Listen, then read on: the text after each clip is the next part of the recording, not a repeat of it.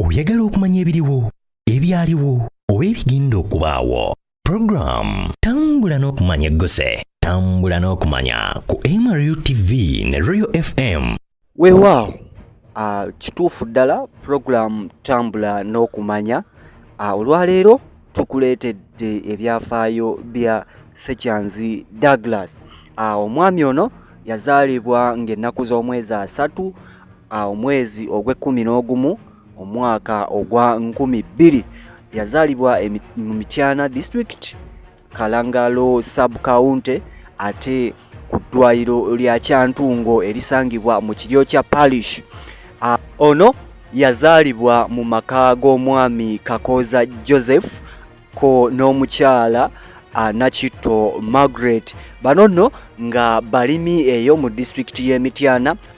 Douglas obulamu bwe obw'okusoma yatandika okusoma ku Namwangu Memorial Primary School esangibwa Kiryokya mu Ssingo.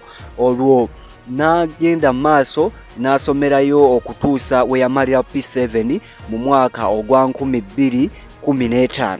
Olwo ku ddaala eryansenvuddeko oba giyite senior yagitandikira ku Majet Secondary School, essomero erisangibwa e Nansana Kyebando mu district y'e Wakiso. Wano yakakkalabizawo emisomo gye okuviira ddala ku senior esooka mpaka ate ku senior eyokuna mu mwaka ogwa 2019 we yamalira ate senior ye eyokuna. Oluvannyuma yeeyongerayo ku senior eyokutaano oba ne senior ey'omukaaga era ku ssomero lyerimu erya Majet Secondary School Nansana Kyebando. Oluvannyuma lwa byonna mu 2022 amaliriza emisomo gye ku high school. Olwo n'agenda ne yeegatta ku ba Muteesa the First University mu mwaka ogwa 2023. Eno nno ku Muteesa yajja nga azze okusoma ebyamawulire oba degree mu mass communication. Eno nga gyasomye okutuuka kaakano mu mwaka ogwa 2026 nga asoma mass communication.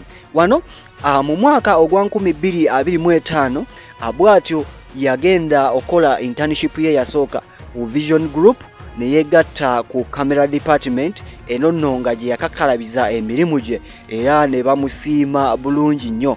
Mu kugendayo omwami ono yatandika okukola mu kamera, ekintu kye yagamba nti yali yeenyumirizaamu.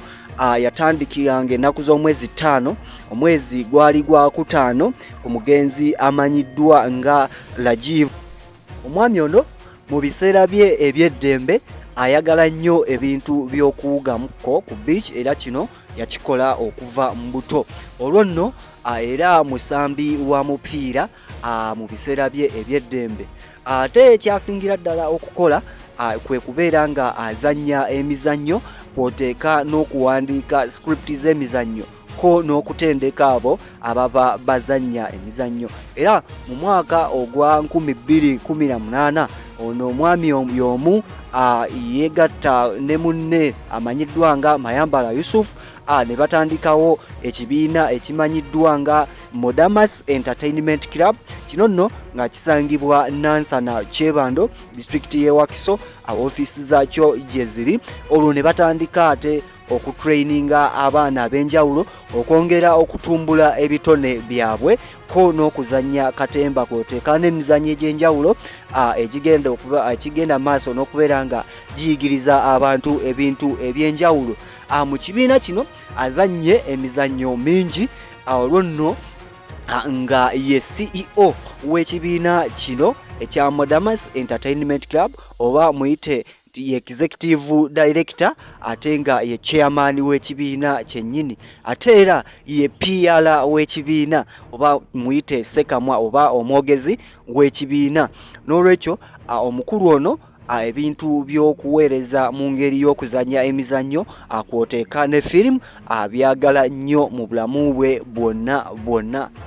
Nga we buli kati omukulu ono ali ku Muteesa One Royal University akyakakkalabya emisomo gye era ng'ali mu mwaka ogusembayo semester esemberayo ddala asoma degree ey'okufuuka munnamawulire omukukunivu. N'olwekyo amweyongere okwekuumira ku MRU TV.